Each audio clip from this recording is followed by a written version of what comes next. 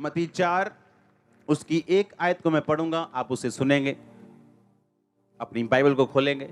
उसमें लिखा, तब आत्मा यीशु को जंगल में ले गया ताकि इब्लीस से उसकी परीक्षा हो। वो 40 दिन 40 रात निराहार रहा। तब उसे भूख लगी। तब परखने वाले ने पास आकर उससे कहा, यदि तू परमेश्वर का पुत्र है तो कह दे ये पत्थर रोटियां बन जाएं। यीशु ने उत्तर दिया, लिखा है, मनुष्य केवल रोटी से नहीं परंतु हर एक वचन से जो परमेश्वर के मुख से निकलता है जीवित रहेगा। सब बोलो आमीन। कि जंगल का मतलब होता है परीक्षाएं।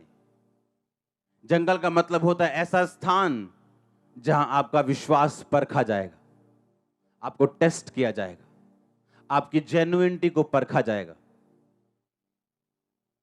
मैंने कहा जंगल एक ऐसा स्थान है जहां आपका टेस्ट लिया जाता है। यह एक ऐसा स्थान है जहां आपकी जेन्युइनिटी को परखा जाता है। आप सच्चे क्रिश्चियन हो या नहीं सिर्फ इसी जंगल में ही पता लग सकता है। और बाइबल कहती जंगल में लेके जाने वाला यीशु मसीह को शैतान नहीं था बल्कि उसी परमेश्वर का आत्मा था जिससे वो जन्मा था।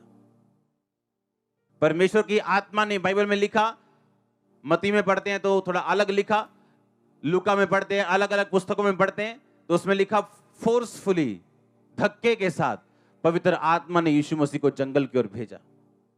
धक्का दिया उसको, फोर्स किया उसको कि तू जा जंगल में ताकि इब्लीस से तेरी परीक्षा हो। कई बार परमेश्वर आपकी अगुवाई करता है इन जंगल के स्थानों में, परीक्षाओं में, सताव में, दुखों में, आपको नीचा करने के लिए नहीं, आपको गर्म रखने के लिए, स्ट्रांग करने के लिए, नए लॉन्च पैड से एक नई ऊंचाई तक आपको लॉन्च करने के लिए, आपको स्ट्रांग करने के लिए। आप नाश नहीं होंगे, आप यीशु मसीह के लहू के साथ खरीदे गए हैं। बाइबल कहती है कि 40 दिन और 40 रात वो निराहार यानी कुछ नहीं खाया उसने। और लिखा जब ये 40 रोजे बीत गए तब उसे भूख लगी। और परखने वाले ने कहा, ये पत्थरों को बोलिए क्या बन जाएं। 40 दिन के बाद ही क्यों, 30 दिन के बाद क्यों नहीं? उसे भूख 10 दिन के बाद क्यों नहीं लगी? 15 दिन के बाद क्यों नहीं लगी? 40 दिन के बाद ही क्यों? लेकिन जब रोजे बीत गए तो उसे भूख लगी और परखने वाला उसकी परख करने के लिए आया। वो कब आया? जब 40 रोजे खत्म हो चुके थे और उसको मालूम था कि अब ब्लेसिंग, वो सामर्थ, वो अभिषेक बहुत नजदीक है। वो सिर्फ इतना नजदीक था कि यीशु मसीह के परखे जाने के बाद वो रिलीज होने वाले था यीशु मसीह के ऊपर। अगर आप इन अध्यायों को ध्यान से पढ़ें तो बाइबल कहती है कि प्रभु यीशु मसीह इन रोजों के बाद और इन परीक्षाओं के बाद आत्मा की सामर्थ्य से भरे हुए वो लौटे।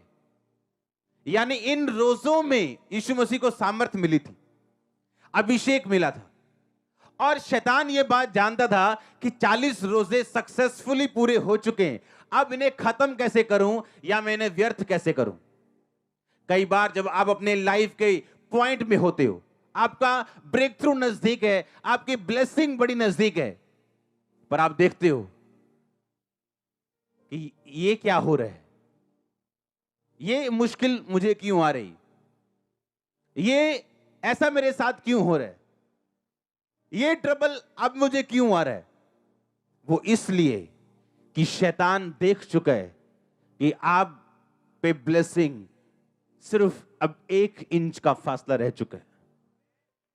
वो देख चुका है और जब वो देख चुका है वो ये चाहता है कि आप परख में फेल हो जाएं। और इसीलिए परमेश्वर ने कहा इंसान अकेली रोटी से नहीं परंतु परमेश्वर के मुख से निकले एक एक वचन से जीवित रहेगा। और यीशु मसीह ने उसे वचन से जवाब देते गए, वचन से वो बोलते गए। और बाइबल कहती है उसके बाद जब शैतान चला गया, यीशु मसीह आत्मा की सामर्थ्य से भरे हुए वापस लौटे। यानी वो डिवाइन पर्पस, वो ईश्वरीय काम, वो ईश्वरीय बुलाहट, वो खुदा की योजना जो खुदा ने यीशु मसीह के लिए रखी थी वो पूरी हो चुकी थी।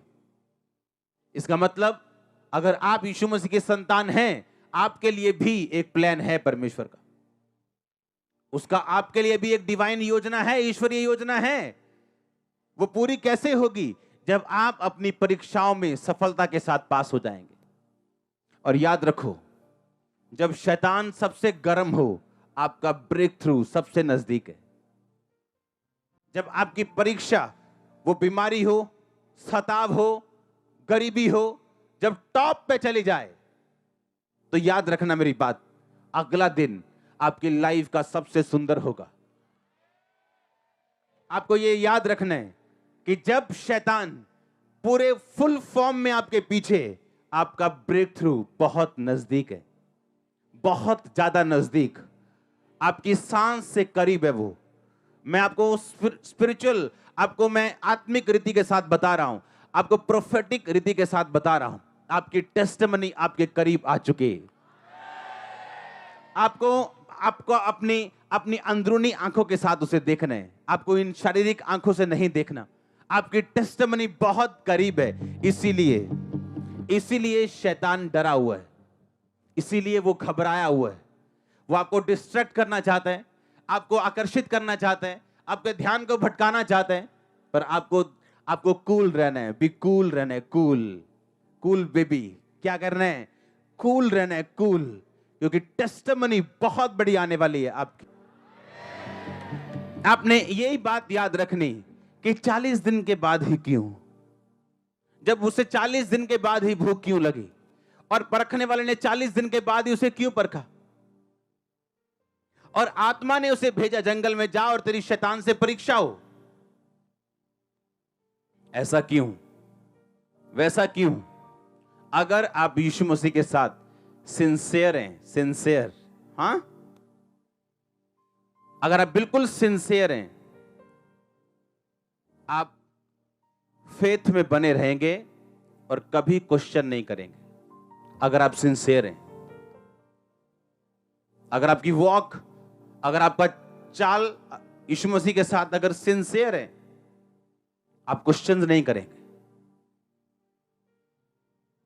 वैसे ही जब आप अपने मेंटर के साथ, अपने स्पिरिचुअल फादर के साथ जब सिंसियर होते हैं, आप मसा पाते हैं। नहीं तो लोग 10 साल रह के भी खाली बैठे हैं, क्योंकि जब तक सिंसियरिटी नहीं आएगी, आप जितनी मर्जी देर खुदा के साथ रह लो या अपने मेंटर के साथ, कोच के साथ रह लो, आप कुछ नहीं पा सकते। आपको सिंसियरिटी दिखानी खुदा के सामने, आमीन, कि आप जेन्युइनली उसको फॉलो कर रहे हैं, आप हार्टली उसको फॉलो कर रहे हैं।